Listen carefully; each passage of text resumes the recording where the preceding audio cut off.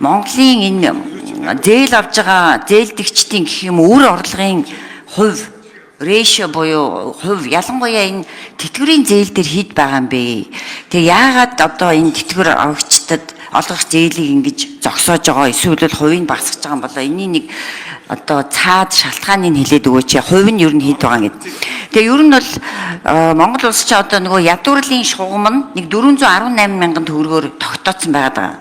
Тэгээ энэ 418 мянган төгрөгийг 15%-аар буюу 64 мянган төгрөгөөр нэмэхэд л Монгол улсын ядуурлын түвшин 10%-аар нэмэгдэж байна. Бараг нөгөө 28% гэдэг чинь 37.4% орох гэж байгаа ядуурлын түвшин. Тэгэхээр энэ ядуурлын түвшин ийм одоо өндөр байх магадлал асар өндөр байгаа нөхцөлд энэ одоо зээл энэ эрсдэл хэврэл байх баг. Тэгэхээр зээлийн хүү буурна гэж асуух гэсэн чинь зөндөө хариулт өглөө. Гэхдээ мэдээж энэ бол тийм механикаар буурахгүй л баг те нөгөө макро эдийн засгийн үзүүл, төсвийн тогтвортой байдал, нөгөө засгийн газрын зардал гэл энэ бүх зүйлтэйгээ уялдаж л мэдээж буух байх л та. Тэгээд одоо бодлогын хүү ийм өндөр байхад мэдээж хадгаламжийн хүү өсчил таарна. Зээлийн хүү өсчил таарна гэдэг. Тэгэхээр энэ одоо ер нь бол бид нар удахгүй төсөв хилцэн. Тэгэхээр тэр төсөв хилцэх хинтертэй энэ өнөөдрийн яриад байгаа энэ юмаа давхар бодож хилцэхгүй бол бид нар 1000 өнөөдөр зээлийн хүү яаж буурах юм гэж асуугаад ер нь бол хариулт нь хэцүү л ах гэж бодож байна. Тэгэхээр тэр ер нь үр орлогын хэмжээг нэг хэлээд өгөөч. Тэтгэврийн зээлтэй холбоотой асуудлыг бол хөндлөө. Монгол банкны мөнгөний бодлогын хороо өнгөрсөн одоо 3 дугаар сард хуралдаж тэтгэврийн зээл барьцаалж тэтгэвэр барьцаалж авч байгаа зээлэн дээр бол тодорхой хэмжээний бол зохицуулт хийсэн байгаа. Зохицуултын хүрээнд бол тухайн зээл аваад зээлийн эргэн төлөлтөөс гадна үлдэж байгаа хэсэг нь тухайн ахмад насны өөрийн амжиргааг одоо залгуулах хэмжээнд байх тийм зохицуултыг хийж өгөөч гэдэг хүсэлтийг гэр бүл хөдөлмөр нийгмийн хамгааллын яамнаас тавьсны үндсэн дээр бол бид бүхэн зохицуултыг хийсэн байгаа. Монгол банк мөнгөний бодлогын хороо бол хараа тусаар хуралдаад энэ хүн шийдвэрийг бол одоо баталдаг. Тэгээд дараагийн хурал бол 2 дугаар улиралд бол хилцэгдээд явна. Бид бүхний зүгээс ч гэсэн энэ асуудлыг бол эргэн харах боломжтой гэж бол үзэж байгаа. Засгийн газраас бол энэ саналаа буцааж одоо хуучин горимд нь оруулъя гэдэг бол саналаа бол илэрхийлсэн байгаа. Банкнаас иргэдэд олгож байгаа болон нөхцөлийн өөрчилж байгаа хэрэглээний зээлийн хувьд бол үр орлогын харьцаа бол 50% байгаа. Тэтгэврийн зээлэн дээр бол тэтгэвэр тэтгэмжийн орлого барьцаасан зээлийн сарын төлбөрийг төлсний дараах зээлдэгчийн үлдэж байгаа орлого нь хүн амын амжиргааны доод түвшинг хангах хүрээнд хэмжээтэй бол байх гар бол хамгийн сүүлд бол зохицуулт хийсэн байгаа.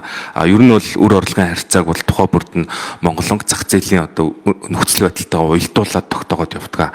За зээлийн хүйтэй холбоотой асуудал дээр зээлийн хүү бүр хамгийн гол нөхцөл бол зээлийн их усрын хүртээмжийн асуудал байна.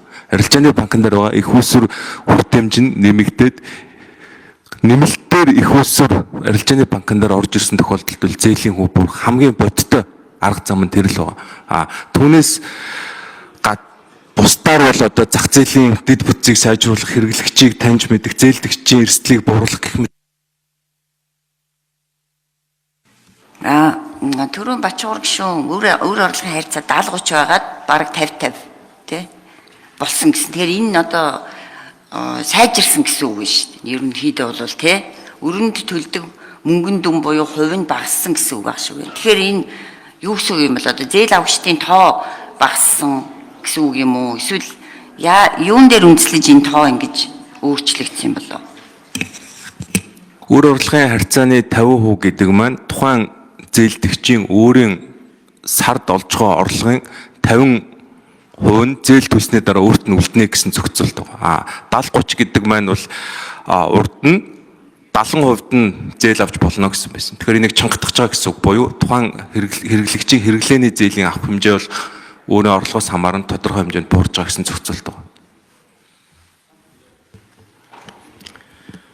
Тий, баярмаг шүү. Ерөнхийдөө энэ шийдвэрээр нөгөө хэрэглээний зээл тодорхой хэмжээнд томогдох нөхцөл рүү орж ийн гэсэн үг л болж байгаа юм байна л дээ. Хуучин бол одоо зээл авах гэж байгаа иргэн аж ахуйн нэгж зээл түүний одоо зээлийн мэдээллийг Монгол банкнаас шууд арилжааны банкуд, санхүүгийн байгууллагуудад өгөгддөг байсан тийм ээ. Одоо болохоор энэ кредит скоринг тооцдог болоод ирэнгүүт хоёр аж ахуйн нэгж тэр үйлчлэгийг үзүүлж байгаа гэж Тэгээ нэг асуудал ярьж байгаа нь зээлдүүлж байгаа банк, зээлдэж байгаа аж ахуйн нэгж хоёр тэр зээлийн мэдээллийг авсны төлбөрийг яагаад хувааж гаргаж болохгүй юм бэ? Яагаад ганцхан зээлдэгч тэр төлбөрийг төлдөг болчихвоо гэдэг асуудал хөндөгдөд байгаа шүү дээ. Тийм биз дээ. Нэгэн зээл авч хэрэглэж байгаа, нөгөөх нь зээл өгч бизнес хийж байгаа шүү дээ. Тэгээ энэ хоёр яагаад энэ төлбөр дээр харилцан ижил ачаа өрөхгүй байгаа юм бэ? Энэ яах юм? Сонирхол болцсон юм билээ шүү дээ. Хуучин Монгол банкнд энэ зээлийн мэдээллийг хариуцдаг байхдаа жилдээ нэг 6 орчим тэрбум төгрөгийн төсөв гаргаж асуудлыг хариуцаа шийдээд явдаг байсан. Одоо хувийн хоёр компани кредит скорингийн компани үйл ажиллагаа явуулаад гэсэн жилийнх нь иргэдээс авж байгаа төлбөр нь 20 тэрбум хүрсэн байна гэж хэлсэн шүү дээ. Тэгэхээр иргэдээр дахиад дарамт авчиж өгöd байгаа байхгүй юу? Иргэдээс авдаг, аж ахуйн нэгжээс авдаг мөнгөө л нэмээд байна. Тэгсэн мөртлөө нөгөө талд нь арилжааны банкуд санхүүгийн байгууллагууд зээл өгж байгаа нэрээр баахан л мөнгө бизнес хийж байгаа шүү дээ. Тэр нэг юм шодрог ёсны асуудал чинь яг л энэ мэт зүйлээс эхэлж байгаа шүү дээ. Тэгээ манай Монгол банк энэ дээр ер нь ямар бодлого барьж хэрэглэгчийн эрхийг хамгаалахад юу хийд юм бэ? Ер нь цаашдаа энэ санхүүгийн зах зээл дээрээс үйлчлэгээ авж байгаа хэрэглэгчийн эрхийг хамгаалах үүрэг нь ганцхан улсын хурлд байх юм уу? Эсвэл энэ Монгол банк санхүүгийн зохицуулах хорооны дунд одоо зээлдэгчийн эрхийг хамгаалдаг байгууллагатай болох ёстой юм уу? Нэг тайван ерөнхийлөгч энэ дээр нэг хариулт тааж. Зээлийн мэдээллийн үйлчлэгээ үзүүлж байгаа хоёр аж ахуйн нэгж хэрэглэгчээс хураамж авч байгаа. Хураамжийнхаа хэмжээг тогтоогоод үндэслэлээ бол Монгол банкнд ирүүлдэг. Өнгөрсөн жилийн байдлаар хоёр компани бол нийтдээ нэг 10 зах зээл дээр байгаагаас харахад бол 17 орчим тэрбум төгрөгийн борлуулалт бол аль аль компани нийлээд хийсэн байсан. Энэ нь бол харьцуулаад тооцоход бол өнгөрсөн жилүүдээс бол маш өндөр өссөн байгаа. Зээлдэгчийн тэр төлж байгаа хураамжийг зээлдүүлэгч буюу банк санхүүгийн байгууллага, зээлдэгч буюу иргэн аж ахуйн нэгж хоёулаа хувааж төлөх бол тэн дээр бол бүрэн боломжтой. Яг одоогийн нөхцөл байдлаар яаж явж байгаа вэ гэхээр тухайн үйлчлэгийг хэн авч байгаа буюу зээлдэгч нь өөрөө хүсэлтэд гаргах юм бол тухайн байгууллагын төлж байгаа, зээлдүүлэгч нь хүсэлтэд гаргах юм бол төлж байгаа. Тэр борлуулалтын орлогын ингээд хувийг харахад бол нэг 20 орчим хувь нь бол тухайн зээлдүүлэгч нь буюу банк санхүүгийн байгууллага өөрөө хүсэлт гаргаад авч төлж байгаа. Үлдсний нь бол зээлдүүлэгч нь төлсөн байгаа. Санхүүгийн хэрэглэгчийн эрх ашигыг хамгаалах тухай асуудал бол манай зах зээлийн гол асуудал, хамгийн гол асуудал. Тэгээ санхүүгийн хэрэглэгчийн эрх ашигыг хамгаалах тухай хуулийг бол өнгөрсөн 4 жилийн хугацаанд бол Төв банкнаас бол боловсруулад бас улсын хурлд өргөн барьж хэлэлцүүлэхэд бол бэлдээд явж байгаа. Энэ дээр бол өргөн барих субъект нь бол тухайн үед өнгөрсөн 4 жилийн хугацаанд бол Монгол улсын ерөнхийлөгчийн тамгын газар дээр ажлын хэсэг нь бол гараад явж байгаа. Ер нь бол санхүүгийн хэрэглэгчийн эрх ашигыг хамгаалж тухайн хэрэглэгч санхүүгийн үйлчилгээ авахдаа өөрөө эрх ашигыг хэрхэн хамгаалуулах, ямар үйлчилгээг ямар үн хөлсдөгөөр хэрхэн яаж авах, энэ үйлчилгээг авсныхаа төлөөс нь ямар төлбөр төлөх, эргээд хэрэглэгчийн эрх ашигыг хэрхэн хамгаалуулах тухай одоо бодиттой тийм зохицуултуудыг бол хэрэглэгчийн санхүүгийн хэрэглэгчийн эрх ашигыг хамгаалах тухай хуулийн дээр бол бид бүхэн бол оруулаад явж байгаа. Санхүүгийн хэрэглэгчийн эрх ашигыг хамгаалах тухай хууль бол дэлхийн бусад бүх дийлэнх орнуудад бол байдаг. Гэхдээ Төв банк бол энэ санхүүгийн хэрэглэгчийн эрх ашигыг хамгаалах тухай хуулийг бол арилжааны банк болон бизнес эрхлэгч нар, худалдаа аж үйлдвэрийн танхим хэрэглэгчтэй хамтарсан тийм сургалт гэх юм уу одоо хэлэлцүүлгийг зохион байгуулсны үндсэн дээр бол энэ хуулийн драфтыг бол